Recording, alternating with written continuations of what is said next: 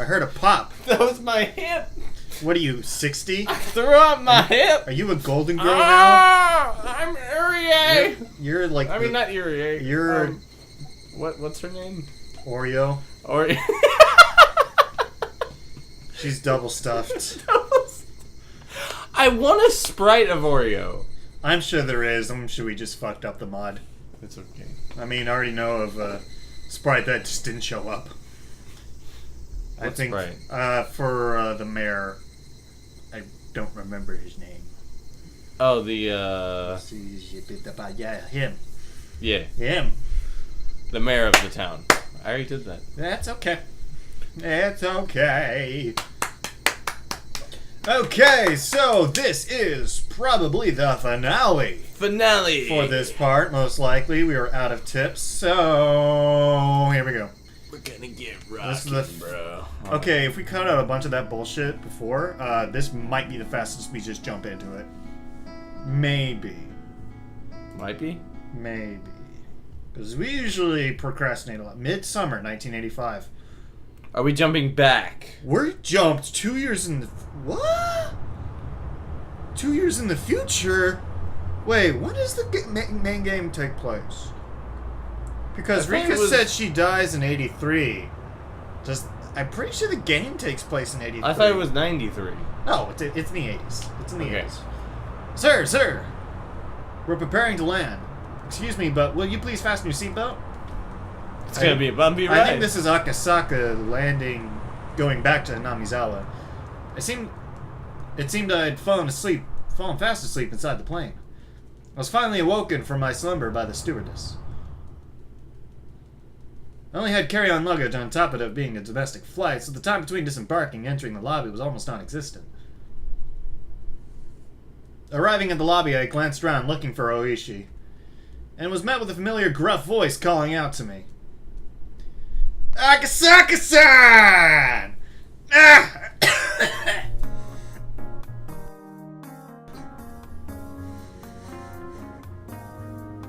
I have lung cancer. How many years has it been? It's been a while, hasn't it? Oishi-san! It really has been a long time. I am literally dying right now. Drink something or what? Oishi clapped his hand down on my shoulder, celebrating our reunion.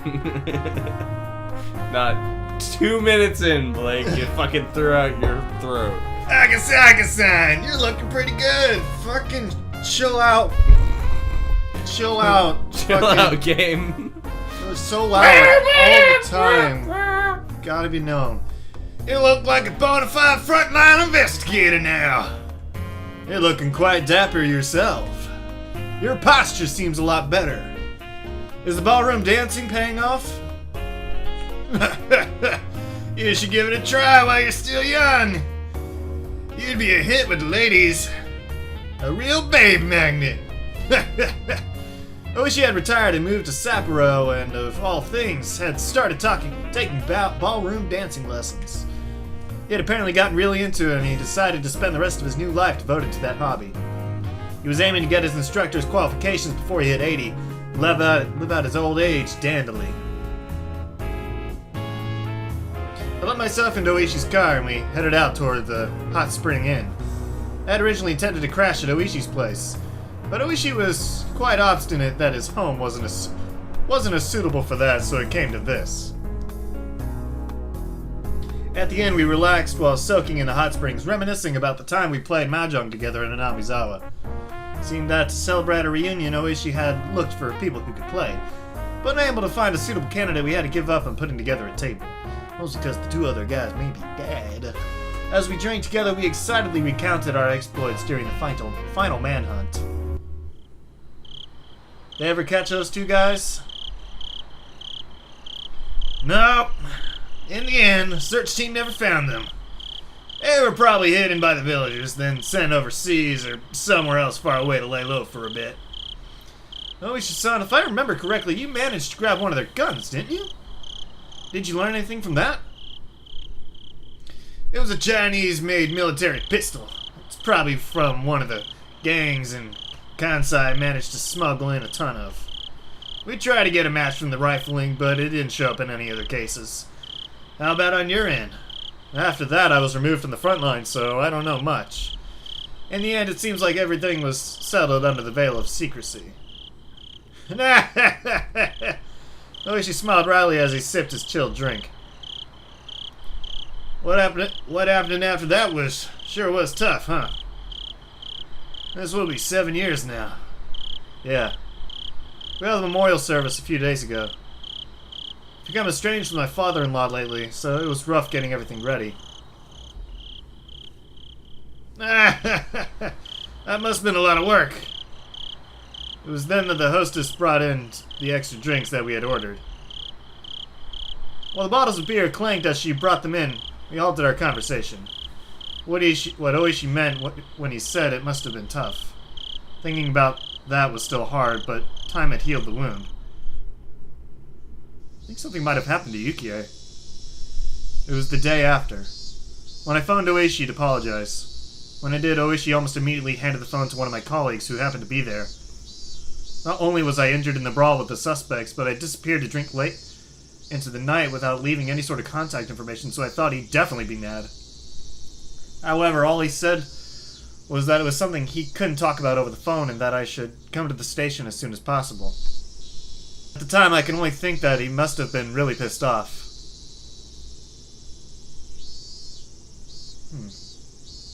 But when I arrived at the station, he said this. Seems your wife was involved in an accident. Fuck. Having no idea what happened, I borrowed the phone to contact the hospital Yukie was staying at. After being given the runaround several times, I was finally able to talk to someone in charge, and after mincing words for quite some time, they told me. Yukie Akasaka was killed in an accident. The world became a blur as I sat there dumbfounded. Yukie's death was unbelievably abrupt. Unbelievably sudden. I could have understood if there was some kind of problem during the birth. But Yukie's death wasn't anything like that. On the stairs on the way up to the roof, she just happened to slip and fall. She just happened to fall in an unfortunate place at an unfortunate angle. That was it. Wanting to blame Yukie's death on somebody, I began to think that it was an act of revenge by the Defense Alliance, that they killed my wife and made it look like an accident. What I learned when I flew back to Tokyo, however, was much more cruel than that. Yukie had a habit of going up to the roof to cool off in the evening. There was an elevator up to the 7th floor, but from there you had to take the stairs to get to the roof. Even late in her pregnancy, when the evening came, she would always head up there. Her father had always said for her to not push herself, but Yukie insisted that until the time she had no choice but to stay in bed, she would be allowed to do as she wished. However, I had never once seen Yukie go up to the roof. I had only heard from her father and the nurses. That was because whenever I visited her, she would spend that time with me instead. I heard the reason why Yukie went up to the roof from a nurse she had become friendly with. She had said that her husband was away on business a lot of the time. And that whenever he called, she was able to cheer him up and give him courage. But when he didn't call, she couldn't do that. Her husband might put on a show of bravado, but in reality, he grew lonesome pathetically fast. She was probably just the same. Whenever he left for business, not clear when he'd be back, she felt very lonely. Whenever she cheered him up, she was actually cheering herself up as well. That's why, whenever we went far away for an important job, on the evenings he didn't call, at the very least she felt that standing underneath the same sky, her feelings would reach him. At that moment, I remembered the words that the girl had told me. That it was best that I go back to Tokyo right away. Otherwise there would be something I'd regret horribly. Yes, that's it. Because I was away on business that day, Yukie had headed up to the roof. Had I known that this would have been the result, had I done as the girl had said and dropped everything to head back to Tokyo, I might have been with Yukie on the day she died. If I was with her, she wouldn't have gone to the roof. The day my wife died was on the evening of the 3rd day of my trip. Yes, it was right before the time I had the sudden urge to hear Yukie's voice. I ran around the village trying to find a phone. The girl had gone around and cut all the phone cords. She hadn't, and I made that call. I would have undoubtedly learned of Yukie's death at that time and collapsed in tears. Of course, even though the cords were cut, it only put me off learning of Yukie's death by that one evening. In the end, I had learned of it the next morning. However, when I managed to put my emotions in order, I realized it was that girl's small token of consideration. That's the first I've heard about that. Yeah. It's the first time I've talked about it. Could it have been a coincidence? She doesn't have any special powers or anything. Aren't you one who told me, Oishi-san?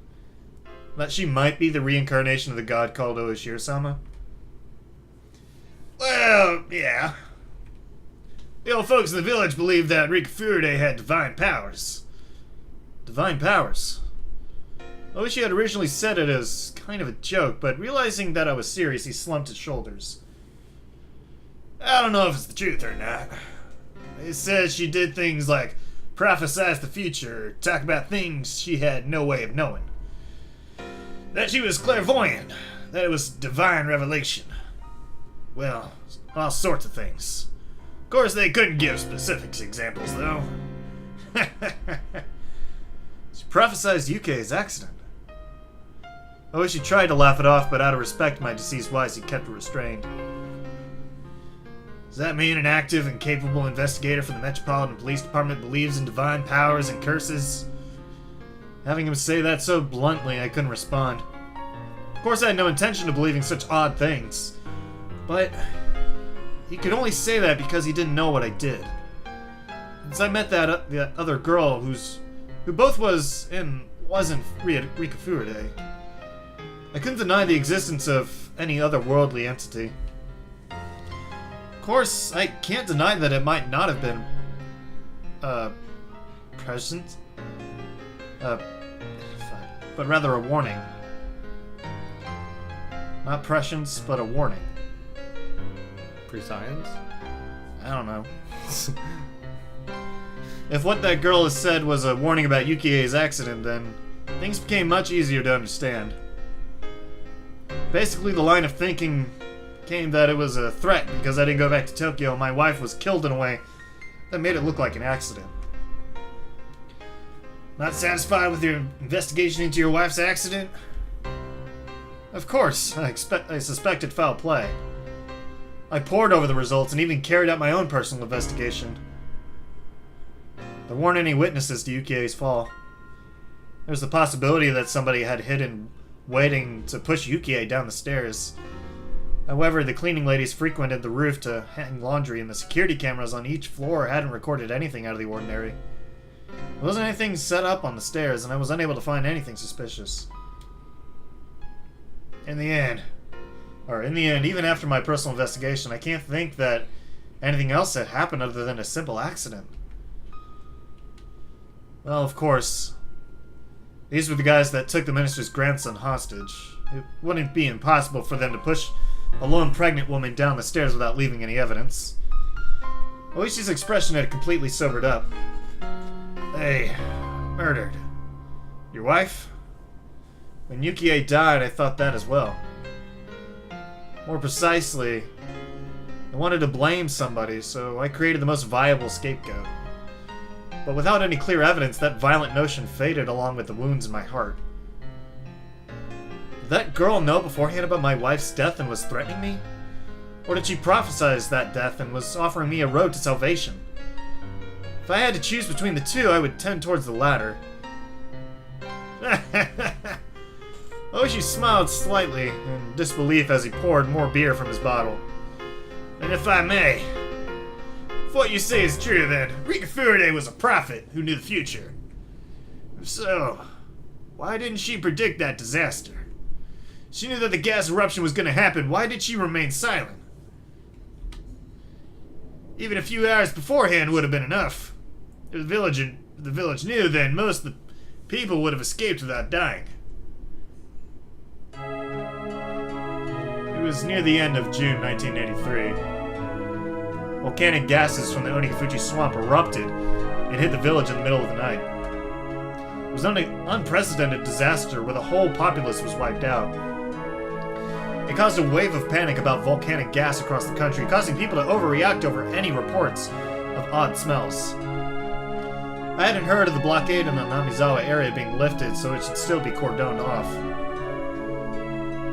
That's... It was my turn to be lost for a response. Well, if Rikafurude, the reincarnation of Urashiro-sama, was killed, then the village might have incurred the god's wrath, making him call forth the miasma from the swamp to kill everyone. That explanation is what the survivors are whispering about. Sorry, Oishi-san. Did you just say she was killed? Huh? Yeah. Well, I don't think it would be a problem if I told you. When I saw the news about the gas disaster, I remembered that girl. I then found her name in the list of victims. That's why, at the time, I thought her own death she had predicted was due to the gas. It was after that I learned from the tabloids of the series of mysterious deaths in Namizawa during the 5 years leading up to the disaster that became known as the Curse of Oishiro-sama. And that string of mysterious deaths lined up exactly with what that girl had predicted. So I'd always thought to ask Oishi-san about it, but as he had been involved in the investigation. That's right. That was the reason for our reunion. But right now, Oishi had said Rikafurude didn't die in the disaster, but was killed. Can I ask you about the last year of the curse? Or maybe this is Akusai. Yeah. Can I ask you the last year of the curse? I may be retired, but I still have to keep things confidential, you know? Excuse me, madam. Do you have anything cold that's brewed locally? High grade if there is. I'll leave the selection to you. Oh my, I didn't mean it that way. She laughed loudly, not wholly unsatisfied, and stopped the hostess to tell her that the cheap booze was fine. I know as much was written in those magazines, but I don't know anything about the curse that happened the year of the disaster. Because the entire area around Namizawa was sealed off, you see? There wasn't much of an investigation that could be done in the last year of the curse, even if after several years the quarantine is lifted.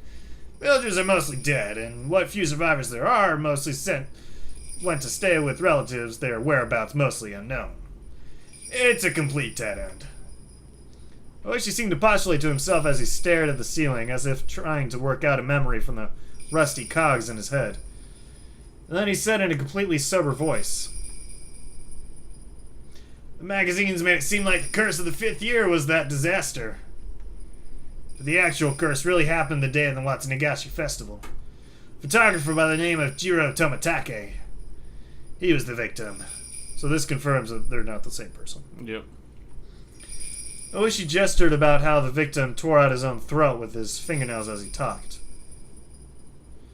And the burnt corpse of the woman Tomatake was in a relationship with was found in the mountains in Gifu. The Gifu prefectural police weren't very cooperative, so I don't know much about it, though. There were 2 victims in one night? Actually, see, wasn't just those 2. You see, the next day, Kumaki-kun, one of my subordinates, disappeared along with his car in the middle of his investigation. Kumagai was a younger detective that was going to be partner with Oishi after we first met. He was going around the village to question people about the incident with Tomatake. He might have gotten caught up in something. If he was with me, he might have been safe. Even now, it still stings. That day, for some reason, I did a real number on my stomach. I had to pass on going around outside.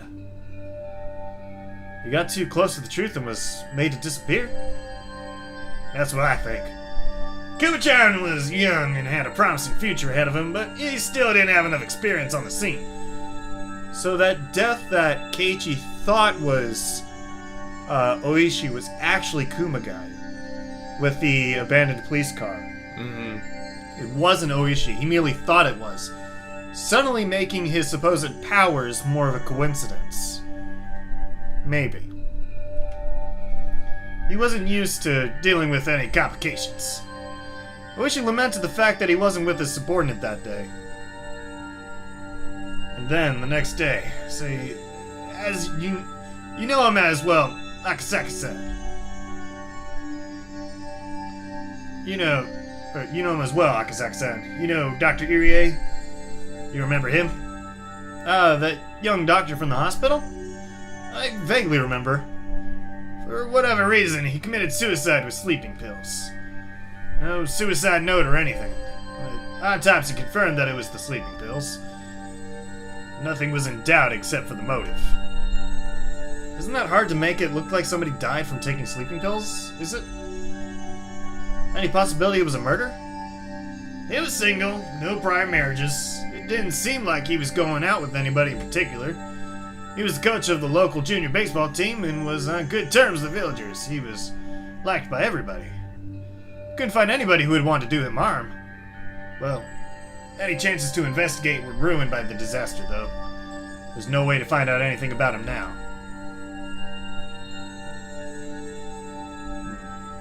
Then what about Rika Furude's death? It was the day of. Around noon, some of the old folks who were visiting the shrine discovered the corpse of Rika Furude. Murder? Before we continue, you should probably stop eating that squid soma. That bad? Oishi nodded firmly. Corpse was found in the shrine grounds, next to the donation box. Well, she was probably killed somewhere else. That's because while she was completely naked, there wasn't any dirt on the soles of her feet. Any sign it was some sort of sexual assault? According to the autopsy, there wasn't any indication of that. What we know is that she was rendered unconscious by some sort of drug, carried to that place, then had her abdomen sliced wide open. Organs were deliberately removed and scattered about. Unconscious? That she wasn't cut open after her death? That's horrible. That girl's prediction was right on the mark. Pretty sure she was more detailed about the other deaths that led up to her own. For example, I think that she said that the housewife that was beaten to death on the 4th year had her head split open. Then in that case, did she know that her own death would be so terrible? There must have been some moments where she wanted to doubt the validity of her own predictions. But as people died exactly as prophesized, as the years passed, that prophecy would only come closer to fruition. And then facing the final year, unable to struggle against her own destiny, her all too young life was snuffed out. And in such a cruel way. Knowing that her days were numbered and unable to fight the tides of events heralding her end, my heart ached at her helplessness. About the way she died, it seems that it wasn't just somebody's sick tastes. What I'm saying is, I've told you before how Anamizawa used to be home to demons, didn't I? Yeah, I think I remember. Festival in Namizawa Village, Higurashi, the cotton drift, seems to stem from the drifting of entrails. Seems that it came from the man-eating demons ripping apart their victims and throwing their organs into the river. In other words, in Anamizawa, pulling out entrails had some sort of religious meaning. Well, this is according to the old tales in Anamizawa, you see. To act as an arbitrator so that the humans and the man-eating demons could live together peacefully. A god known as Oyashiro-sama descended from the heavens. If I recall, Rika Furude was said to be the living incarnation of that Oyashiro-sama, wasn't she? Yep. So, cutting up Rika Furude, who was a living god, would be to the village nothing less than absolute sacrilege. Absolute sacrilege? In other words, you mean sacrilege towards Oyashiro-sama. The rest you should know, Akasaka-san. The wrath of Oyashiro-sama would occur that same night. The Great Hinamizawa Disaster. The official explanation was that some swan upstream erupted with toxic volcanic gas which enveloped the village. Swamp where it erupted was called Onikafuchi Swamp. It was the origin of Hinamizawa's old name, Onikafuchi Village. According to the village lore, the depths of the swamp apparently led to hell, where the man-eating demons came from. That almost seems too perfect. Oh, no. That's just the tip of the iceberg. There was another bit of folklore in the village. If Oyashiro-sama became angry, the cauldron of hell would open up and miasma would flow out. Or so they say. To the villagers, hell was at the bottom of the swamp. So basically, the miasma poured out, smothering the village? Yeah.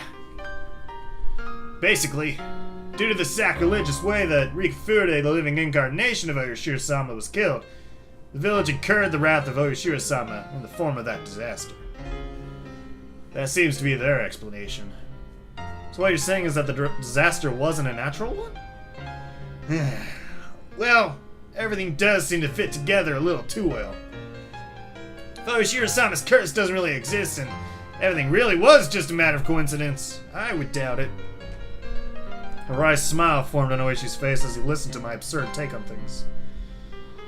He wore an expression as though, even if it were absurd, there was a time he had thought the same thing as well. In regard to the religious beliefs of the villagers, suppose there was more fanatical following among them. And that group created a situation that would incur Oshiro-sama's wrath and enacted the disaster to make it seem like the truth. Of course, I won't laugh. I've wandered down that line of reasoning more than once myself. However, even though Inamizawa is a small village, it still has a population of over 1,000 people. To murder that many people in a single night doesn't seem realistic, no matter how you think about it. The gas eruption was believed to have happened around 2 a.m. Several hours before dawn. In that short amount of time, going around and killing all the villagers in a way that made it look like poison gas didn't seem feasible at all. The swamp the gas erupted still had some religious significance, didn't it? If that's the case, then maybe there was something set up in the swamp, something that could have activated whenever a divine verdict was rendered. According to JSDF press release, the swamp was declared the source of the eruption. This was after everything was thoroughly looked over by their investigation team. If anything that was set up, I think they would have found it. It wouldn't necessarily have to be in the swamp itself. Come on, haven't you ever heard about it? The old story about how when a faraway spring dried up, the village spring dried up as well. Oh shit, that was Akasaka. What do you mean by that? Many waterways are connected by underground aquifers. Swamps and springs are only the parts that manage to pop up above the surface. So what you're saying is that Onikafuji Swamp is connected to another swamp or spring. And there's something the villagers rigged up there long ago. Something that changes the pressure of Onikafuji Swamp, causing it to erupt with poison gas? Is that what you're getting at? Well, she laughed heartily, commending the fact that the youngins have a nice, flexible way of thinking, that the former detective... That was a former detective in him. That was a hypothesis that he didn't come up with. He still had the presence of mind not to dismiss it right away. That's an interesting theory. If that proves to be true, then it would be, unprecedentedly, the largest mass murder in the history of Japan. Once the quarantine on Namizawa village is lifted, I think it should definitely be investigated. Oishi-san, do you still have any connections with the XX Prefectural Police? Somewhat. I'm an honorary advisor for their judo classes, so even now I'd pop by during summer training camps and such.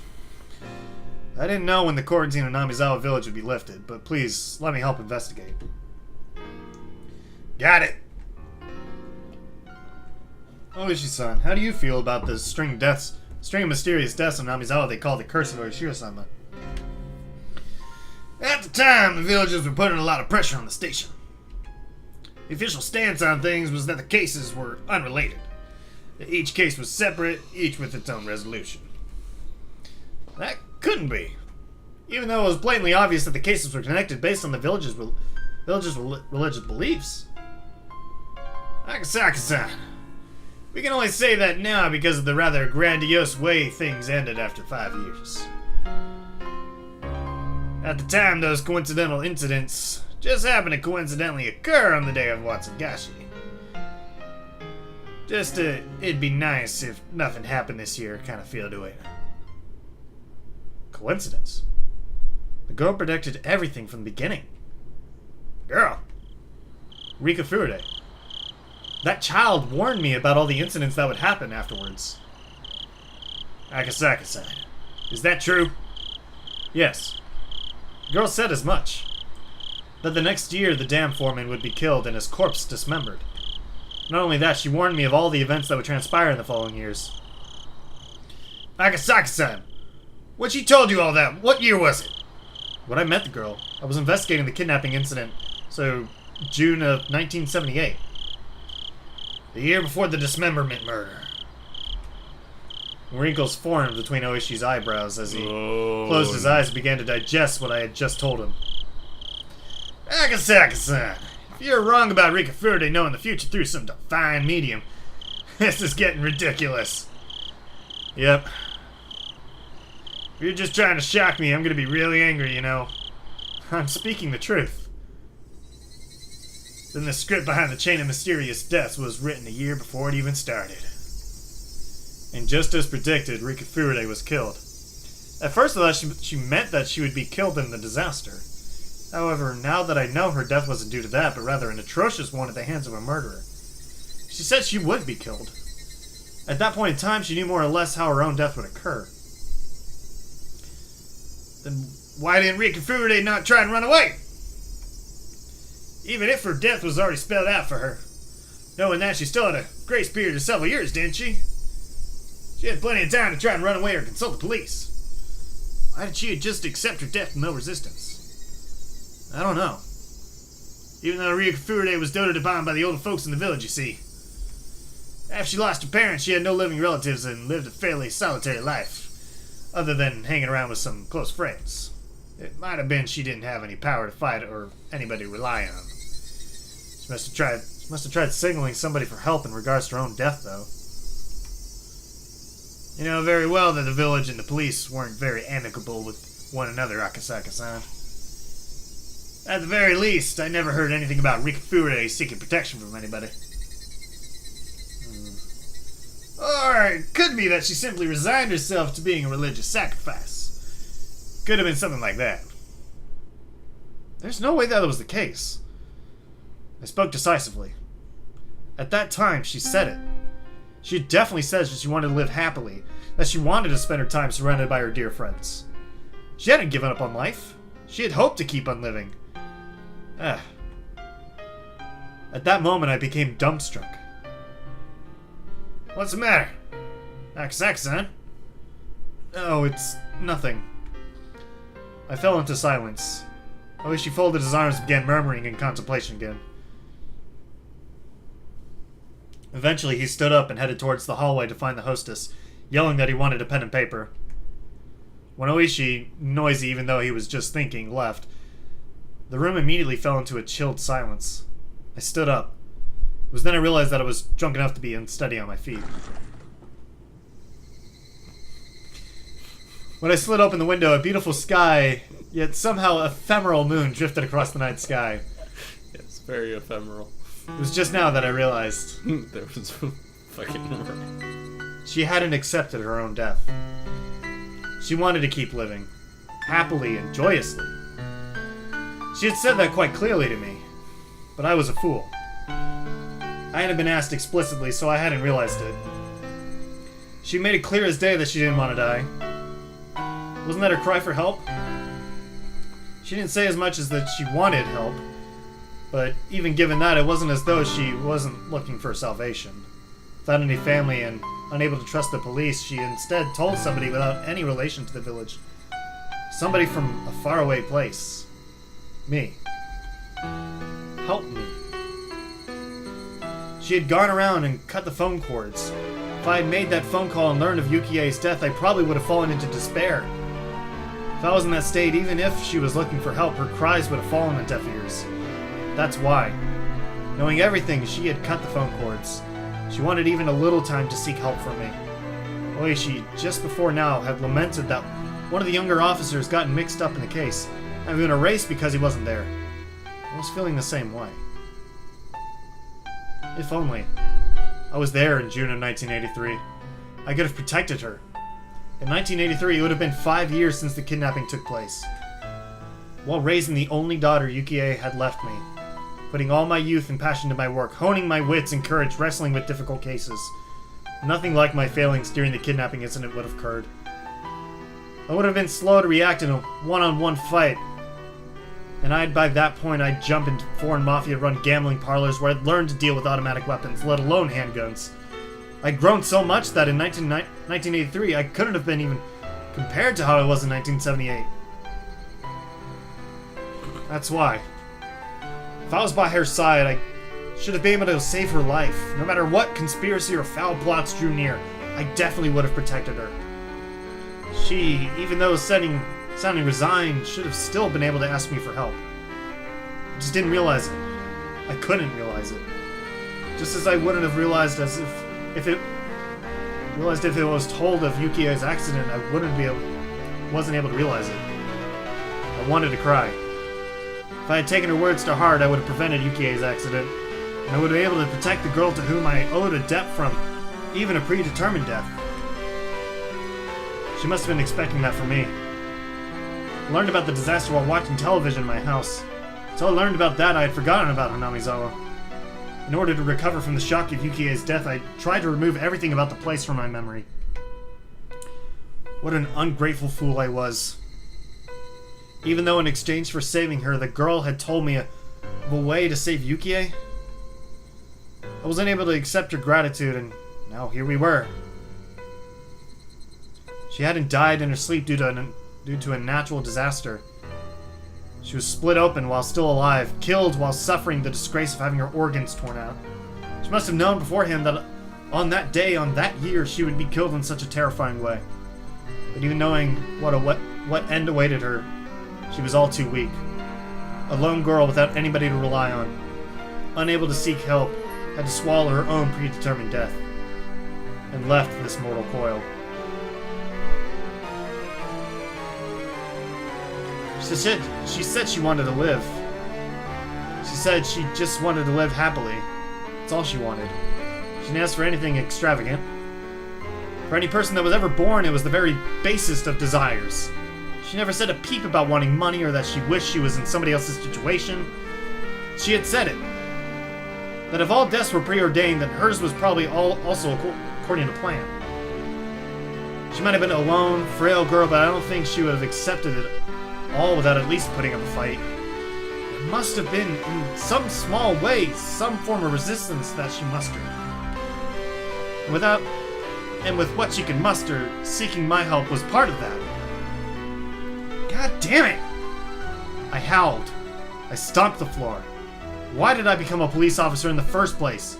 How could I call myself an officer if I couldn't save the single girl from the misfortune that was awaiting her? It was because there was so much going on that at that time I couldn't process the fact that she was asking for help? Yeah, that's right. I was still green. If I was in that situation now, I would have definitely been able to help her. But it was already over. Even if I wanted to settle the regrets she left behind, Hanamizawa, as a dangerous area, was still quarantined. Most of the people involved were already dead, with the few that did remain spread around the country, unable to be traced. The stage of that tragedy was still off limits as well. The police investigation was put on hold, the case slowly being buried in the sands of time. Just like how I wouldn't have known unless Oishi had asked me about it. Nagasaki-san! Are you okay? At some point, Oishi had returned with a notebook in hand. Until I saw the expression on Oishi's face, I didn't realize that I was in tears. I never realized she wanted help! Nagasaki-san, calm down. But it's all too late now. She was killed. In such an atrocious manner. She was counting on me, but I couldn't save her. I might also be at fault for not building up an amicable relationship with the village. If Higurashi had told me about it, I might have been able to extend a helping hand. Wasn't able to build up enough trust for that. That's something I regret. When Oishi said the word trust, it weighed on me even more. Yes, she had given me her trust. She trusted me, meaning that she thought I would have been able to ward off the fate of her foreseen death. She believed in that. I cried. I fell to my hands and knees. I began to bawl. Eventually, Oishi spoke quietly. Nagasaki-san, does it upset you? It does. Then, there's only one way worth mentioning for Rikufude to have her revenge. Is there really? Is there a way to do that? Oishi showed me the pen and notebook. In order to properly mourn the death of Rikufude, we have to at least find out the truth. truth. Yes, not just Rikafuride. Lots of people died. Their lament must be immeasurable. But their deaths were left unsettled because of the disaster, and now we can't even investigate them, as their memories fades into oblivion. Many people died. The old man was killed, Kuma-chan was erased, everybody was a victim. But the police can't even investigate it. Who's gonna take care of their parting regrets? Only we can. Akasaka-san. We find the truth. Yeah, we'll find it. I've been around every one of the string of mysterious deaths and know all of the inner workings of the village. You were told an important truth a year before they happened by Rikafuride. We can do it. But they're already dead. Ugh. That's right. Rikafuride died. You were too inexperienced, so you couldn't save her. Ah! Oh, she grabbed me, who was a wreck, and lifted me firmly by the lapels. That's why. To atone for that, we reveal the truth. If what you say is true, then all of the incidents were part of some greater design. If that's the case, then how we investigate needs to change completely. I intend to spend tonight summarizing all the information you and I have, and get in contact with one of my former subordinates first thing in the morning. We're not going to let this case go cold. We're definitely going to crack it wide open. Crack it open. Crack it open. We will. Several years have passed, but it's not beyond the statute of limitations. Even if the case has been postponed, it is not closed. It's still going. We're going to keep it going. Oishi and I vowed to bring the truth of the case to light, and stood up. Everything ended in 1985. I, at least, wanting to apologize, had searched for her grave. After the state autopsy, her remains were entrusted to one of the shrine's followers. In the future, when the quarantine in Namizawa area was lifted, they would be returned to her family grave. However, unsure who exactly took the remains of Rikafuride until today, I couldn't even apologize to her. In the future, when the quarantine in Namizawa was lifted, all I could do then was wait until whoever that person is returned to the grave. What we did right now was not apologize to her. Instead, all I was able to meet her again. I would reveal the truth and dispel her regrets. Even now, sporadic eruptions of gas in the Namizawa area meant that the prospect of the quarantine being lifted wasn't happening anytime soon. Most likely, it seemed that she had no intention of meeting me again until I found the truth. That's why the quarantine wouldn't be lifted, or so I thought. Till the day I grasped the truth. It was the following year. Oishi and I co-authored a book on the string of mysterious deaths leading up to the Great Namizawa disaster.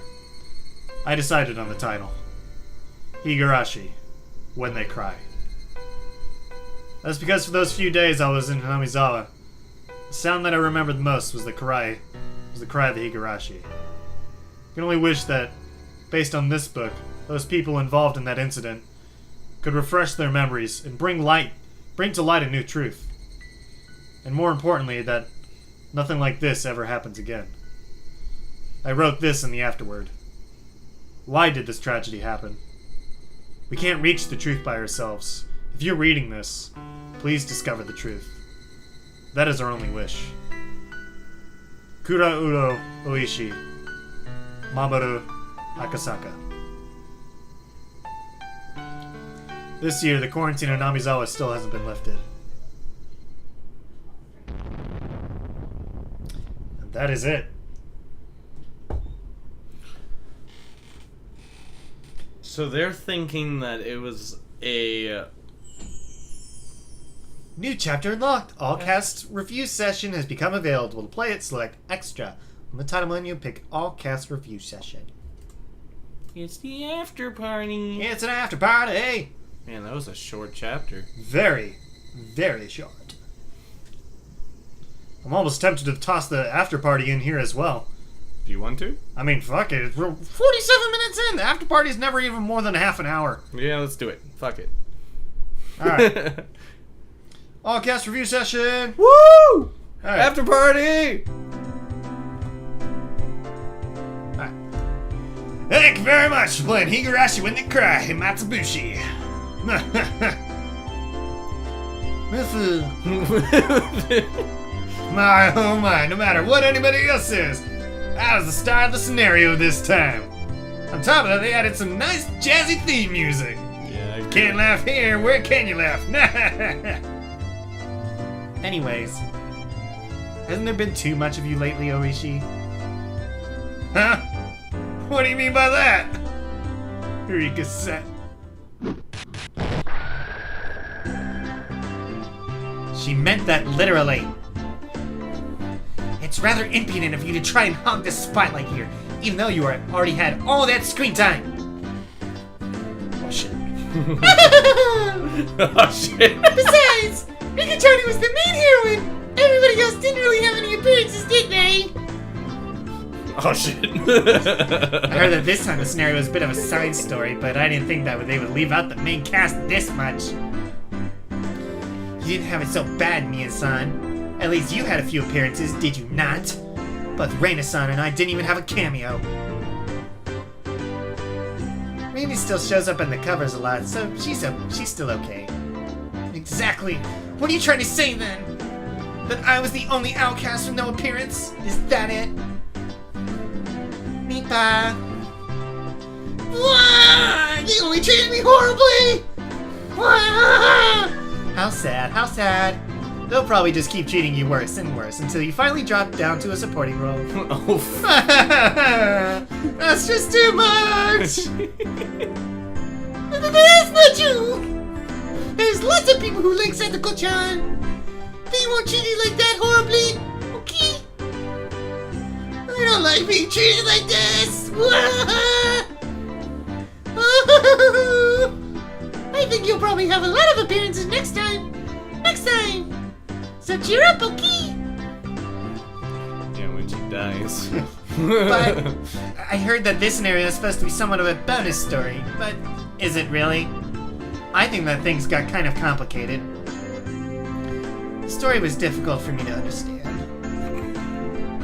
Yeah, what I found the hardest to believe was that the year before the string of mysterious deaths, Meakashi already knew about them.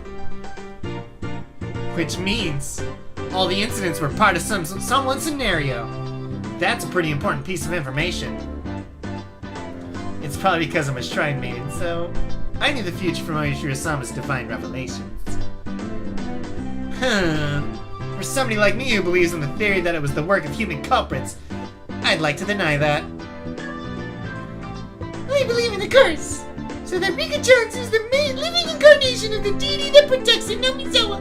Oishiro-sama could have that divine power as a possibility, I think. No. For someone who thinks it was the work of man, that kind of unfounded fantasy will not stand. All the incidents were caused by people. There's no curse or magic or aimbots or cheat codes. It'd be wonderful if I could use magic, though. If it's Rika-chan, I can go along with that. Oh. Well, for the people who believes it was the work of the humans, the ending was a big revelation. From the first incident until Rika-chan was killed in the Great Disaster, everything was scripted. Knowing that it's all one big incident vastly increases the amount of material you can hypothesize with. I think that the prophecy has proven itself that Rika-chan has some divine power. In other words, it's proof that there's some mysterious power at work in Nomizawa. I think it's proof that the incidents weren't the work of humans alone. The inside of my head is so muddled, I don't know what's going on. Oh, that's right. More importantly, that expression that Rika-chan was wearing this time. That was super scary, wasn't it? Neat. Yeah, I was surprised too. I never thought that cute little Rika-chan would laugh like that. Hey, just for a little bit. Could you show us that face one more time? I don't want to. I don't want her to do that outside of the story. Oh. What? What is this? A blackout? Nobody move! Any weird movements and you come face to face with a combo trap that takes you from pendulum to a landmine and launches you with the massa. Satoko? What's the meaning of this?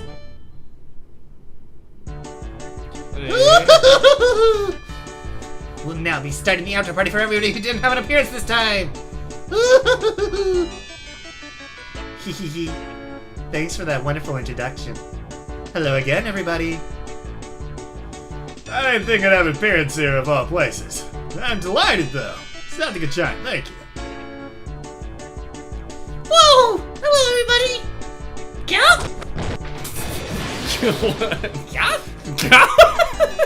Oh my, didn't I warn you not to move? Ryugu-san, are you okay? Ojo-san! You don't have to go this far! We're getting everybody. Everybody! A grudge of somebody not making an appearance is a terrible thing. Satoko had lots of appearances in the main scenario. The grudge of somebody not making an appearance! Damn it, when she was able to set this many traps! Maybe Thousandless Place was selected as a venue for the after party. At that point, my traps were already set. Oh, I know. There's somebody behind you pulling the strings. There is, isn't there? Come out! Oh. Hello, hello, my sister. How are you doing? Oh, it's you, John! Hello! Yeah? What is this fucking... I feel sorry for her falling for the same trap twice. I thought it was you, Shion. Even though you're penciled in to be the main character in the next scenario, this is an outrage! Now you've gone and done it. Even if it's only the bonus scene for the answer arcs, I can't let my sister have all the appearances. I'm not that generous, you know. Well, in any case, I just let Satoko start a little something something. Shion, what is it that you want? Let's just say I'm securing myself a little safety buffer. The other day, for some reason, you were steadily getting more votes in the popularity poll. Yep! In the first half of the Watsagashi chapter, there were a lot of people getting infatuated with me, John. When your malicious side made its appearance, all the players finally started noticing my charm. Satoko also earned a good reputation during the Tatori Goroshi arc. Reina and Rika-chan have had a strong baseline of support. Your popularity has long since faded away. That's why I thought I'd take the time now to crush you and Satoko, who have been getting too many votes for my comfort. So I came up with this elaborate plan. Shion-san, what did you say just now? You're going to crush me as well? You're a little slow to notice, aren't you, Shorty? Here you go.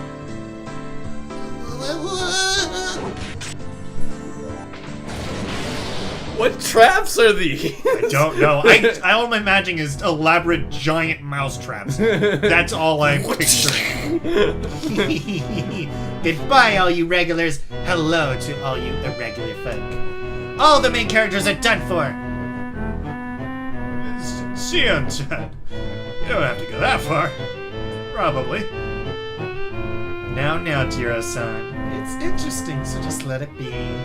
Oh, we're getting a new cast. The number of appearances for both of us is going to go up, you know. Jiro-san, do you not like being by my side? That's not true.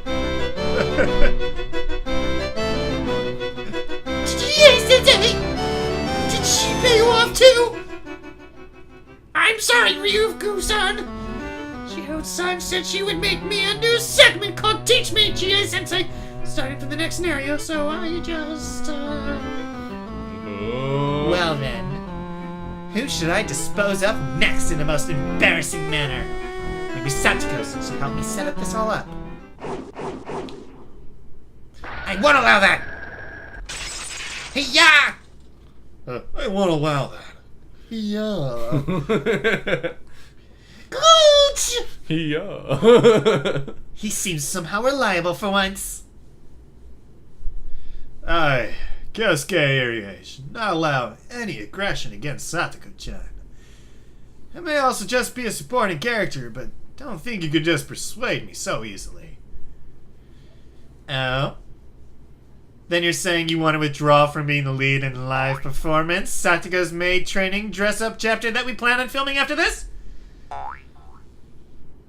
Shion-sama!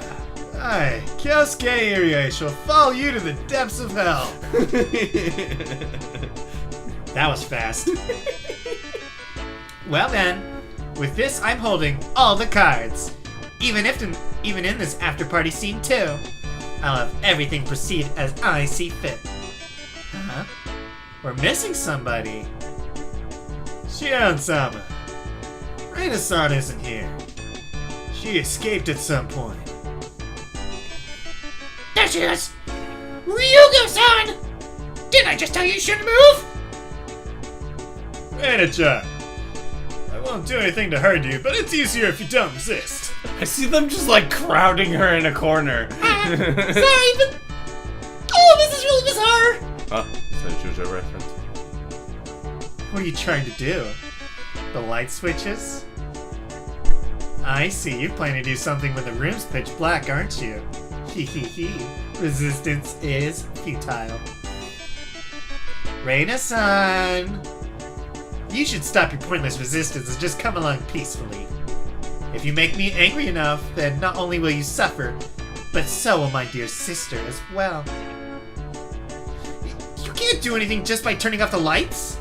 Reina, I'm sorry, but do what they say. It's alright. I went into Chie-sensei for a little bit. It's alright. Don't worry. By turning off the lights, we can reverse this situation. Reverse the situation? Exactly. What are you scheming? Reina-san, you're pretty good at making me laugh.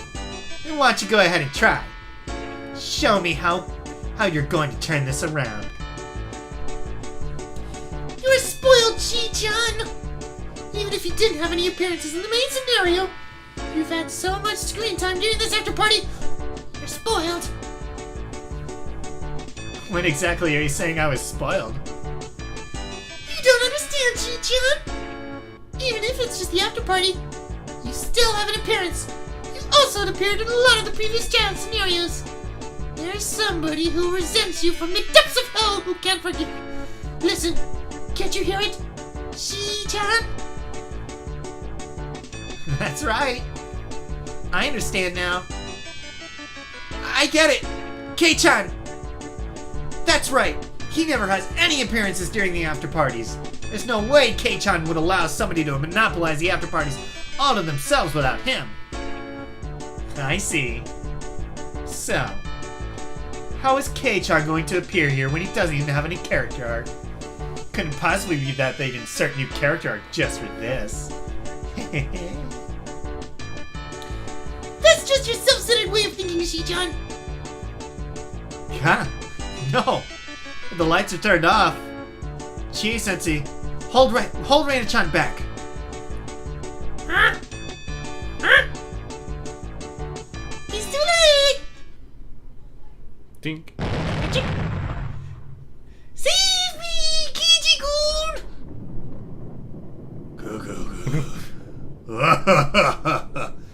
That voice is... Kei-chan? Reina, you have my thanks. When even the moon abandons the land and the shrouds in true darkness, the demon lord of the darkest black, Keiichi Marabara, shall appear! I see, if it's like this. I see, if it's like this, he can appear even if he doesn't have any character art. There's no character or background art, so it's really easy on the production staff. Wah! Ha ha ha ha! Shion! You act like you're the main character in a tragedy, but from my point of view, it's more like a comedy. Seems like you've gotten a little carried away.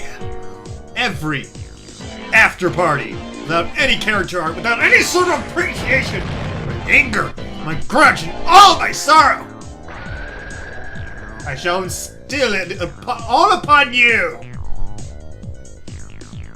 It almost seems like Keiichi-kun is doing the same sort of bad guy transformation sequence. This isn't some sort of transformation. I'll have you know I've always been a demon lord. And And as of right now, this world which is enveloped with a true darkness shall dance upon the palm of my hand. Within this world of darkness, there are none who can oppose me. Kijiku is kind of scary. Oh. Scary. The age of the frightening Higurashi has come to an end! From here on out begins the dawn of a perverted and cutesy Higurashi. Well, what did you say?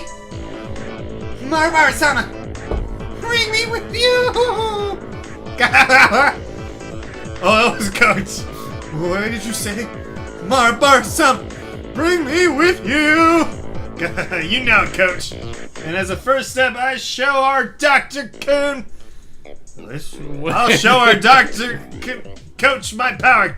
What? What is that? Let's say Dr. Cum Coach. Dr. Cum Coach reporting in. Cap! What is this? Takano-san is in a miniskirt nurse outfit! It's not some pink one like you'd find in a porno. He knows what he's doing. It's a proper, pure, and innocent white! Even though she's She's a nurse, she doesn't appear in outfits and she's in the main scenario. gotta be kidding me! Well then, on to the next target. Reina! This hasn't changed the situation at all. It's just turned into a different type of crisis. I can't do anything in this darkness. Now then, what should I make? Who should I make wear what next? Maybe a nice school uniform, gym clothes, skim swimsuit, triple combo? Marabara-sama, you're the best! How about a bunny girl or a campaign girl's costume? No. Wonder it. Ah! Carry on. Woo! You got this, Blake. Holy shit! Did you almost throw up? Almost! I nearly died. I was getting too into it. Marabara-sama, you're the best! How about a bunny girl or a campaign girl costume? No. Lingerie could be good too! Oh wait. How about just about making everybody naked? But of course, leave the socks on. What? Whoa! That's a good idea! You know your stuff. Ouch! I feel like we're finally seeing eye to eye here. Wait, Marbar-san. No, okay. Call me Ill from now on. Call me Dr. Ill. Hey! Can't forget about us! Tommy and Kurudo are already on your side, Kay. Tommy! Kurudo! We're all finally here. Fuck. The Elite Four have arrived! Did they just use a Pokemon? Finally. reference? With Kay at their head, the evil Elite Four made their grand entrance. With complete darkness, the demon lord of the darkest black cage, Marabara, was finally able to reach the surface world. His magical powers was without equal. This darkness, nobody could stand against it. All must bow.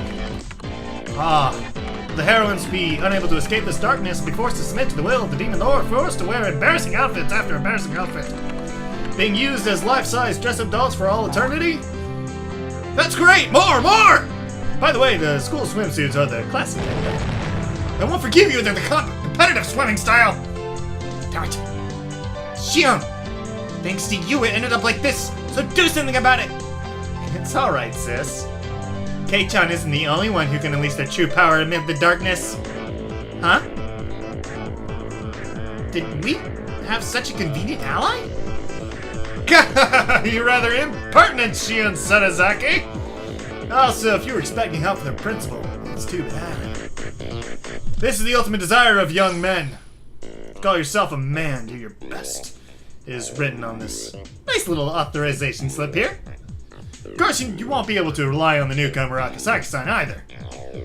He's been on a private couple's hot spring vacation his wife's family set up for them since yesterday. In other words, all the bases are belong to us. so naive, Kei-chan. Even characters who have art are able to reveal their true form in the darkness. Chie-sensei! That's how it is, Marabara-kun. So dark, I can't really tell, but it seems like Chie-sensei's outfit is different. What are those? All those swords in her hands. They couldn't possibly be. They couldn't be. The Black Crown. Any more than that is a secret. Oh, any more than that is a secret. Marabara-kun? That was just a little too much mischief on your part. The church can't overlook any more of this. What? Wait a minute. There's no way, right? It's cheating. It's against the rules. Hey, she can't do this, right? Wait. You can't use that big one. What? Her arc drive. This startup invincibility? The seventh horror?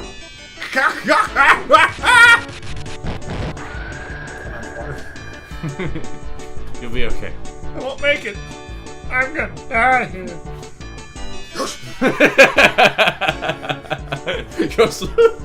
There was no talk about.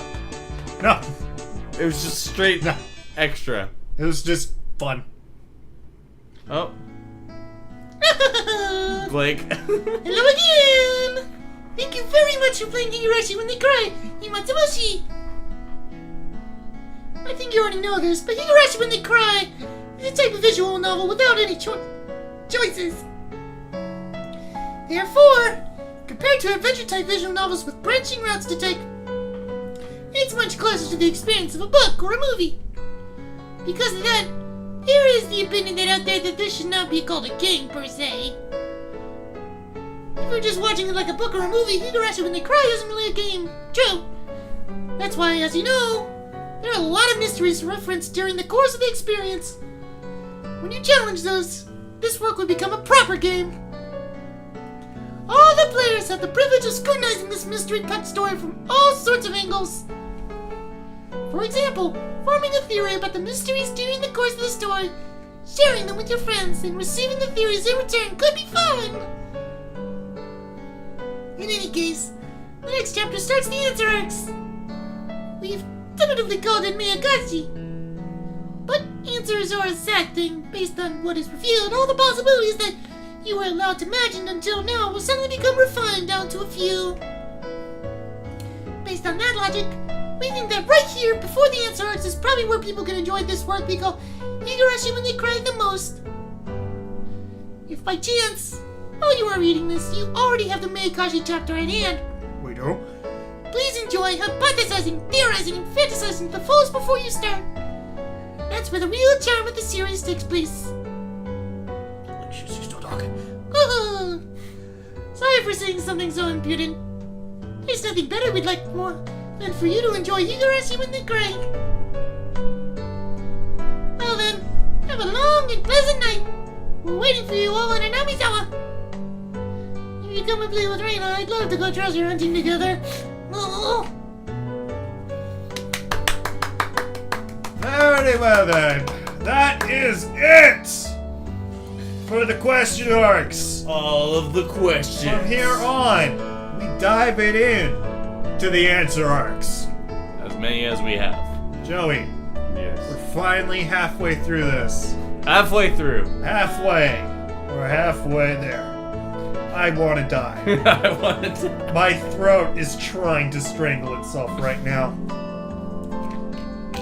Like it started off strong and ended strong in terms of wanting to strangle myself. So I where, think where do we stand? I at think the end it's of this? people. I'm cursed. I'm people. Supernatural stuff. Aliens. No, see, they knew that they wanted it to look like the curse, and then But explain Rika's divine powers. it's talked about in the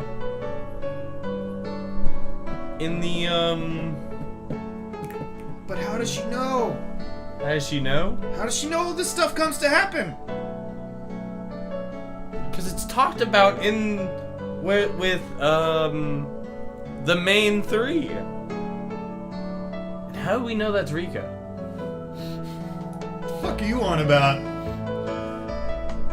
They can put into place what they want us to think. Yes, but We've again, seen that. but going not by the after party, not by any conjectures made by the characters themselves, simply but what I'm looking at in the story. And Rika has some sort of clairvoyant power. Yeah, but she's so young, and everything that But everything she said was so accurate. because everything that what's the main Akasaka, no Keiichi, the higher up in Oishi. in the Oreo? Oreo. You gotta start remembering names, dude. Dude, names are not my forte. Nor is anything else. Oreo. You are not a fortissimo type of individual. Oreo, everything that she says comes to happen. That's why Rika thinks that everything that is discussed in there is final. So you think she's more just parroting what Oreo is saying? Yeah, basically. I find that hard to believe. At least when it comes to predicting the I deaths. will say it's hard to defend against her knowing about disasters happening in other countries, and like she warned Akasaka about Yukie. Yeah, she warned him about Yukie. She warned him about her own death and other deaths to come. She warned about fuck. In some of the notes that we read, she could see natural disasters occur, but her mom thought it was just because she heard it over the radio beforehand. So we can agree at least Rika is special. She is special. She has something to do with the center of this plot revolves around her. Yes. We can agree on that front. Okay, because this is when like conjectures are coming to a close. Because this is when like the answers are going to be spilling out to us. It's gonna be really hard to defend the people with that like hard push with Rika. That's a really good defense for the curse theory. If it's the people, I'm gonna be like, fucking told you. Dude, it's gonna be both. It's gonna like It's gonna be both. Split off and like, what's your thought? kind of thing. It's gonna be both. I mean, that's what it's gonna be. It's gonna be like, oh, you think it's people, and then pulling the strings is Oyashiro-sama, and it's like, it was me too! I was helping the people get to their... I'm Don Quixote del Flamingo, I was pulling the strings all along. But yeah, man, it was still only Oishi was much more likable in this chapter than any other chapter he's Dude, ever he been. wasn't suspicious in this chapter. He was a total bro.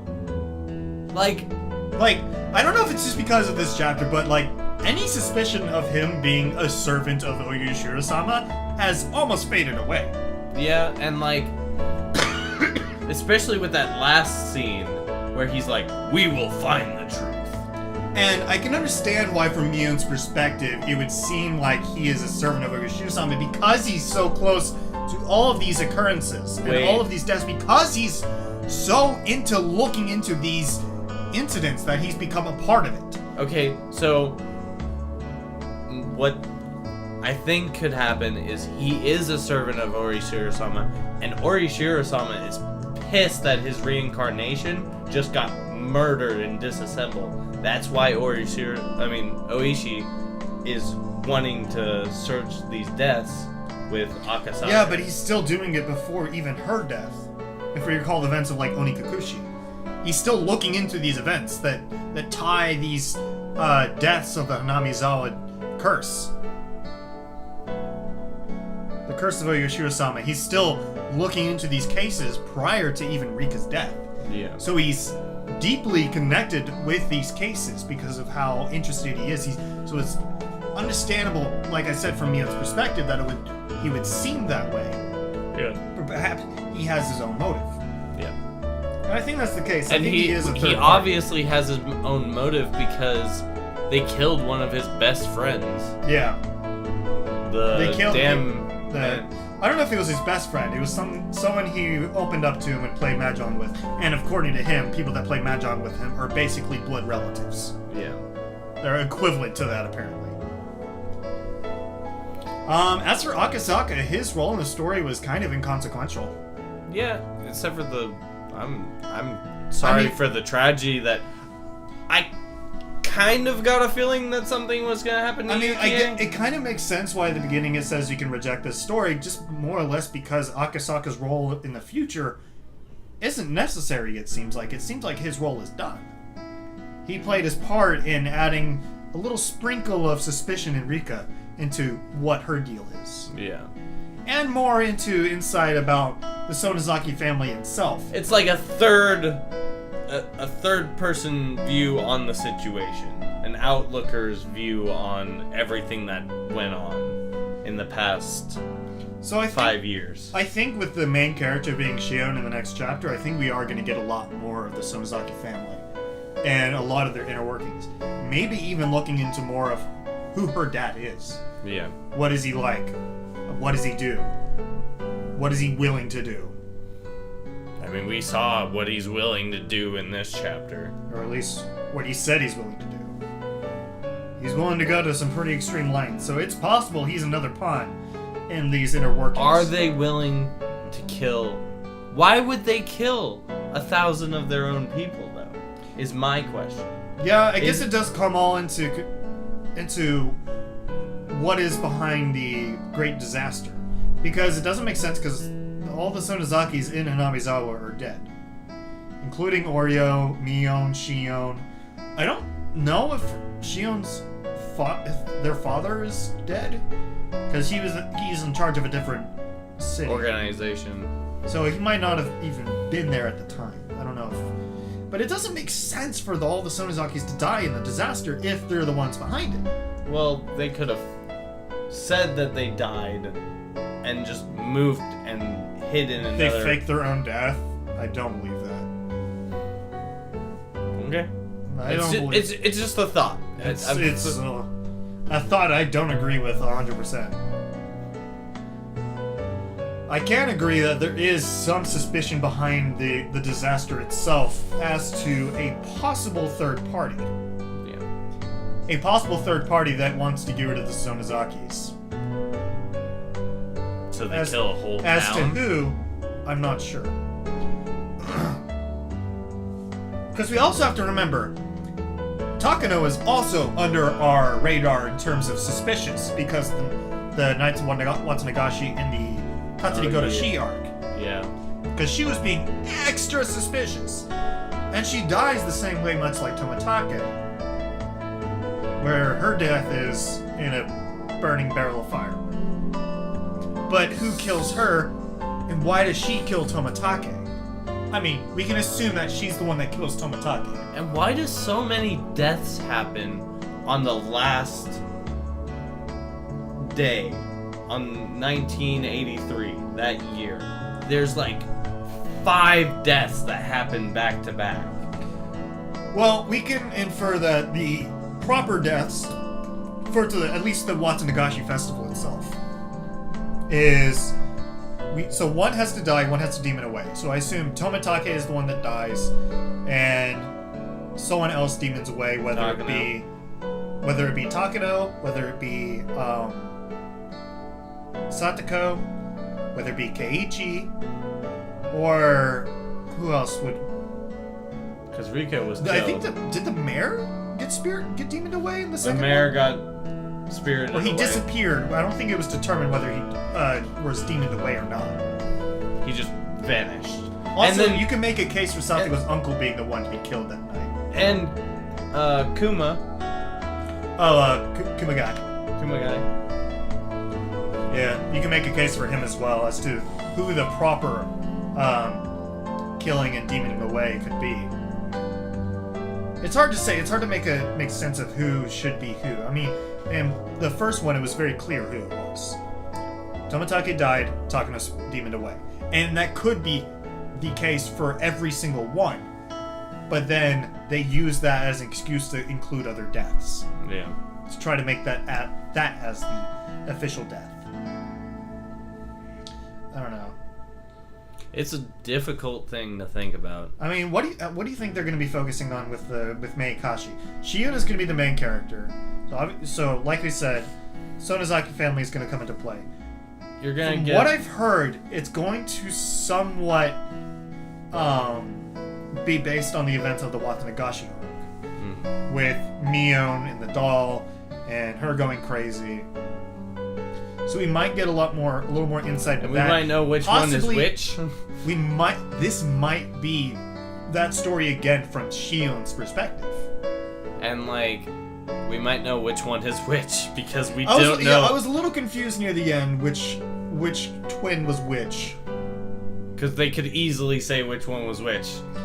Cause I need to go through that last part of the chapter again, but I forget. So one of them was dead in a well for like has been dead in a well for a good while. Yeah. I don't remember which one though. Yeah. But I assume we'll get more insight into that in the next chapter. Which we will. Yeah, so I think that is just about all the speculation and conjectures we can make for the question arcs. Still undecided. I've got one more question though. The fuck is up with Reina? Yeah. What's her obsession? Maybe she's What's just. behind that? Is she just crazy? Or is there something more to that? Because ever since Onikakushi, she's been kind of sidelined. Yeah. Her craziness has been kind of put as more like a cameo. It's like, oh, she's crazy again. Oh, it's gone. It's like, Mion's like, snap out of it. You're not allowed to be crazy this chapter. Oh, I'm sorry. I'm the one that's crazy. Alright, so we will see y'all in the answer arcs. Bye-bye. Bye.